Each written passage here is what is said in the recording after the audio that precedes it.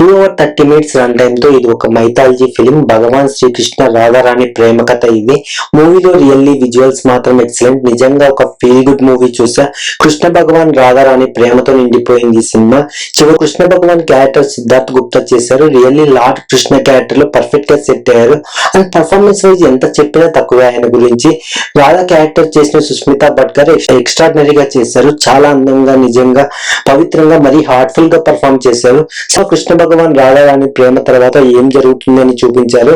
ద్వారకా నుంచి కురుక్షేత్రం వరకు వారి ప్రయాణం చూపిస్తుంది.